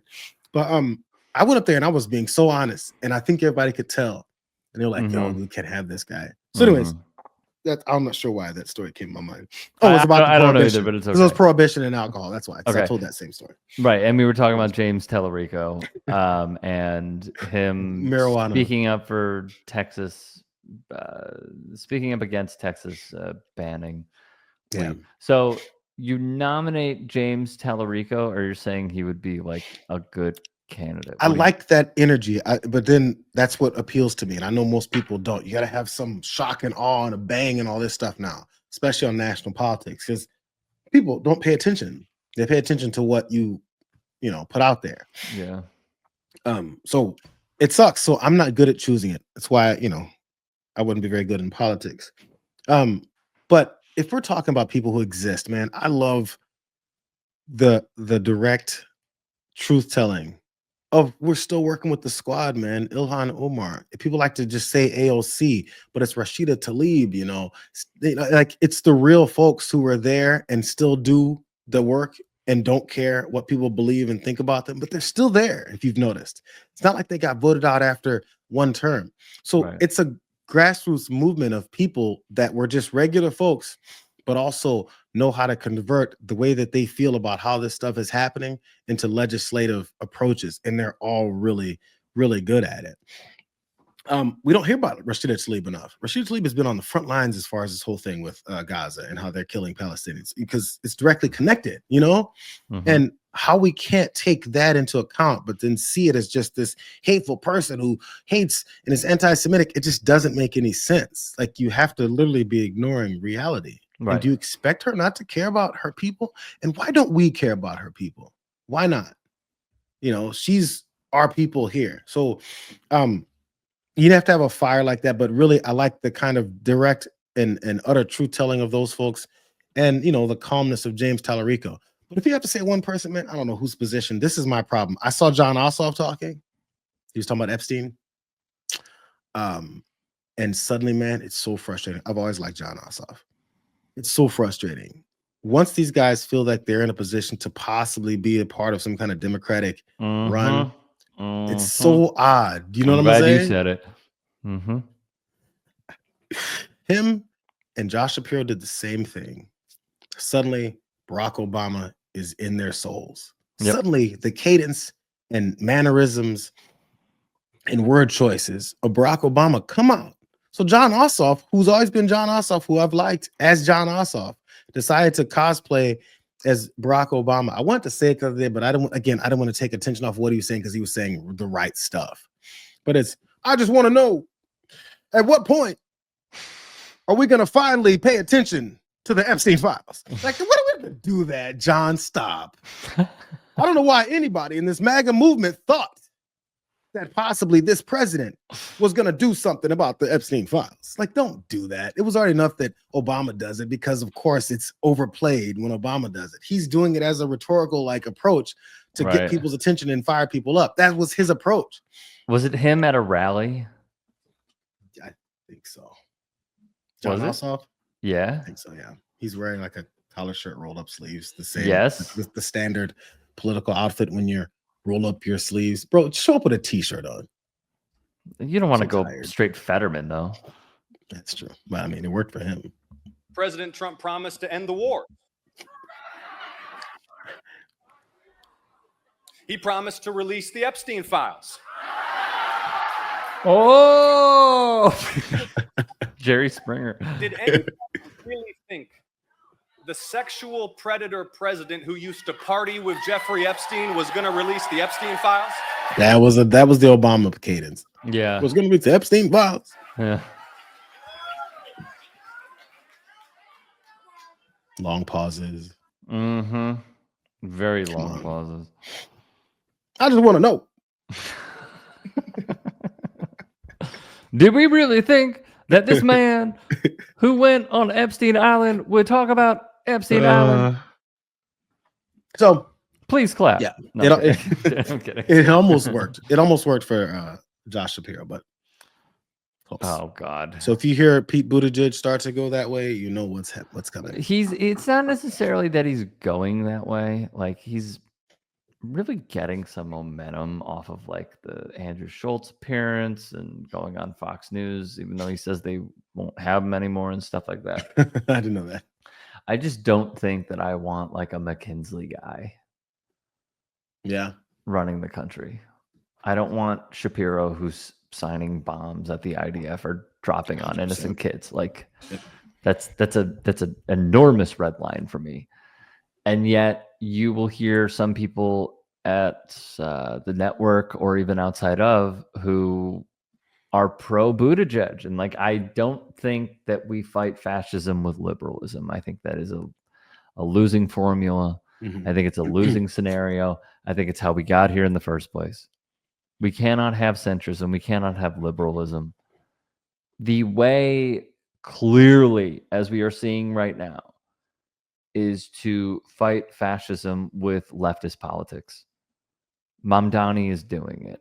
He's going to trounce Eric Adams. Bill Ackman can throw $1 bajillion into that race. They will not win. They won't. Because he's talking about helping people. And they have to talk about him. They can't just let the money What do do you the mean, burying. So they can't just say this Muslim piece of trash, look at his face and darken his skin, and everybody goes, like Cuomo because it's did. way too late. So anytime they have to talk about him, they have to say his name because there's this weird name. It's what worked for Obama. They kept saying, look at this weird name. He's a Muslim. Did you know that? And people went, I don't care. I'm listening to what he's saying now that you're talking about him. It's why people, if you're a bigger fish, you don't necessarily want to bring up the smaller name because then you might give them some kind of pub, and then people might listen to them and go, actually, I didn't think about this guy till his opponent told me he's a piece of trash, but now that I'm listening to him, I don't think he is. It's too late. They can't do that. So Mamdani, because of the advent and the approach of the technology and the internet, enough people have spread his word around enough, it's hard to just corner him into this standard racist tropes that they like to try and corner him with. And bro, it's just not gonna work. Like, it's the only trick. It's the only trick they got. It's so bad and blatant. You can even go, look what they're doing, bro. You can highlight the racism. Right. Be like, look how racist they are. And not by going like, look at me as the victim. Be like, this is funny. Because what they're actually against is A, B, C, and D. So you can still push your agenda right when they just started talking trash about you. It's perfect. Right. So that's why the money won't do enough for him, because you have to say his name. And when you say his name, people have to think about him. And when they think about him, they're going to go, but I know Eric Adams had this sweetheart deal with the Trump administration because he's actually a criminal. You took the words out of my mouth. That's also another thing that's going into Mamdani winning, is that Eric Adams is such a bad candidate. He's so bad. He's so corrupt. He's practically playing for Fenerbahce at this point. Like, he is so insanely corrupt that it is such a flawed human being, a flawed candidate. And now apparently Cuomo doesn't want to get out of the race. I don't know if you saw this video. Did you see it on his Twitter? I saw a headline where he's talking. Again, it's one of those things I don't know how real it is. He's talking to Eric Adams. I know we're getting a little far away from what do you call it? Who I want to see run, but this is just, it's too good to not talk about because he's just so fucking bad at this. Here we go. Hello, I'm Andrew Cuomo. If you've been living under a rock, you probably know that the Democratic primary did not go the way I had hoped. To the 440,000 New Yorkers who voted for me, one, my brother. sincere thank you. Thank you for Hey. believing in me. Hey, by the way, I don't know if you mind, but I'm gonna bring back stop and frisk if that's okay with you. 440,000 New Yorkers who voted for me, a sincere thank you. Thank you for believing in me, in my agenda, and in my experience. And I am truly sorry that I let you down. But as my grandfather used to say, doing when you what? get knocked down, Right. learn the lesson and pick yourself back up and get in the game. And that is what I'm going to do. The fight to save our city is self See back these up. groceries? Watch how you If you lived in New York City under Mamdani, you would be bombarded with Islamic propaganda. Meanwhile, with me, no socialism. I didn't know he sounded like that for real. What? I've listened to him speak, but it was a little startling to hear him talk. To speak Cuomo? here. Yeah, it's weird. Why? It just seems like there's like a, I don't know, like a speech impediment or something. Like, No, he's old. He's old, isn't he? Pushing 70? He's 67. Watch how he waves at this lady when he walks in. All right, Who let's waves see. like yourself this? back up and get in the game. And that is what I'm going to do. The fight to That was save our decent, city. decent See you wave. later. Decent wave. Do you squeeze when you say bye? I Fuck say, no, what's up, dude. It's wave, not a squeeze. grab. It went bye bye. You know what he was thinking? How many more employees can I sexually assault? He isn't over. Only This is what I do to the employees that have no rights. It's amazing that he can go. He was been exposed for all of this already. Yes. Yes. And now he's like, I'm still in it because of Mamdani. fight to save our city. Mamdani, the problem is he's an Iraqi. That's Cuomo to a T, man. He's such an asshole. City isn't over. Only 13% of New Yorkers voted in the June primary. The general election is in November, and I am in it to win it. Haven't heard My that line opponent, before. Mr. Mamdani, offers slick slogans, but no real solutions. We need a city with lower rent, safer streets, where buying your first home is once again possible, where childcare won't bankrupt you. That's the New York City we know. That's the one that is still possible. You haven't given up on it, and you deserve a mayor with the experience and ideas to make it happen again, and the guts to take on anyone who stands in the way. Every day I'm going to be hitting the streets, meeting you where you All right, I can't watch this anymore. Wait a So- second. yeah. He needs to. New York needs all these things. Is what he just outlined. Mhm. Correct me if I'm wrong, but this is the former mayor, Governor. He's governor of the entire state. Yes. What was he doing to get those things accomplished when he was the governor? Because he's saying we're ushering this in, so that means previous to that, when someone else was the governor, those things weren't happening. It's okay if it wasn't his fault. I'm just curious. Maybe it was something with the city and the leadership there. This is like, sometimes I ask questions and I say that, and it does sound like I'm making a point. But I truly don't know. Like, I don't know close enough with New York politics to know what it is that this guy says he's going to do differently and be a different person than he was before. Because exactly, if you were formerly a leader of the whole state and then you're not there anymore and you have scandals under your belt, you would think you'd have to address it and say, yo, listen, this was my issue before, and now I'm this guy. Because obviously you're a failed version of your previous self. What changed? You have to say it, right? If you're back. It's like, you know, if somebody tears the ACL, prayers up for Tyrese Halliburton of the NBA. That night when he that was tore an his Achilles injury. Achilles, yeah, but this particular Achilles, because I told you this that night, I was worried it was going to happen. Yeah, I promise there's a reason why I'm bringing up sports.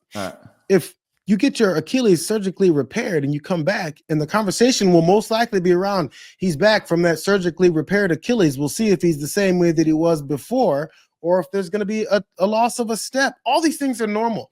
So if you had an issue that hindered you, like losing, and maybe people not supporting you anymore as a politician that you were, or scandals, then you would think afterwards the conversation has to be, he's coming back from A, B, C, and D, and all of those factors he's remedied by surgery, done something to fix it.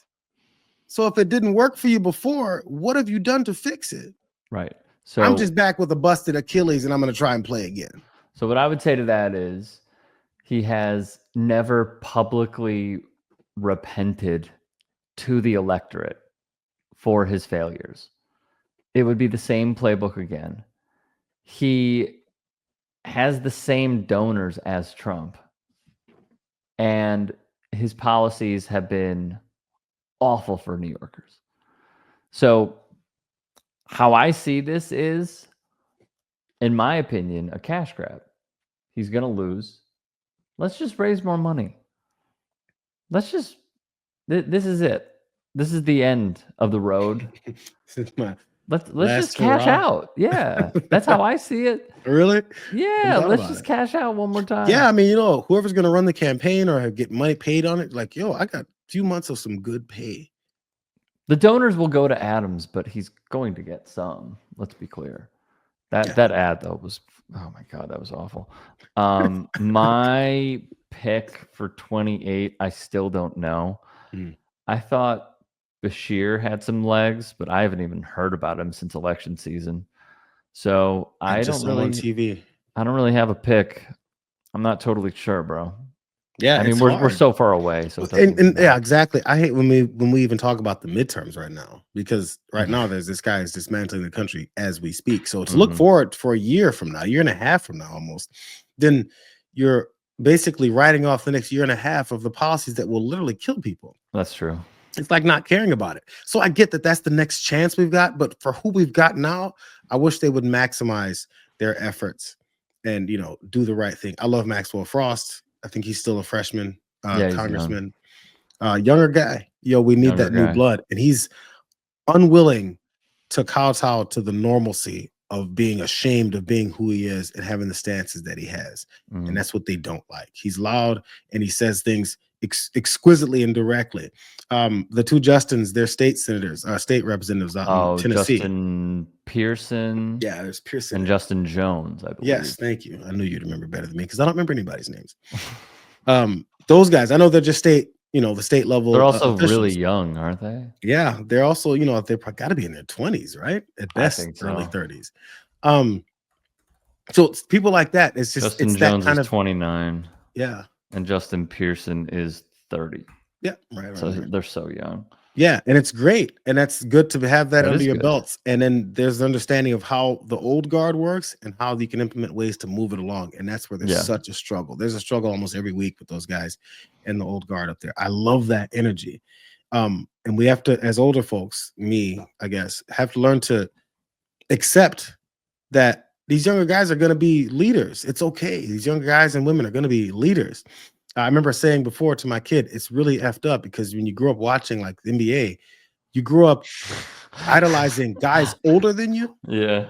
So you're like, oh man, I love Jordan, man. He's like 15 years older than you, right? But now I got to root for a guy who was born in like 2005. Yeah, crazy. Get the fuck out of here. Crazy. I'm not rooting for that kid. So that's the hard thing. People are like, this kid. But you know what? They've got life experience and they've got a lot of access to information that many older folks just didn't have before and didn't get under their belts. And now they're stuck in their ways. It's okay. Let them progress you. It's okay, bro.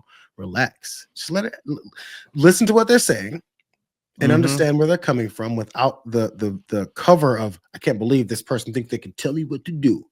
Well, bro, the old folks telling you what to do is definitely led us astray. Anyways. Amen to that. I feel like I interrupted your. No, you did not. You did not at all. Unfortunately, I have to get going. Yeah. But I have loved every second of this. I have appreciated your insights. And, I have your contact information. I think maybe we should do it every once in a while. Whenever there's not athletes, actors, museum curators, and authors on your show. Neuroscientists, we should. Well, I have to get Dr. Joe Rogan on first before we go down the path of scientific data. Jay, I love you, bro. Thank you for doing this. Absolutely, man. Good to see you, kid. You too.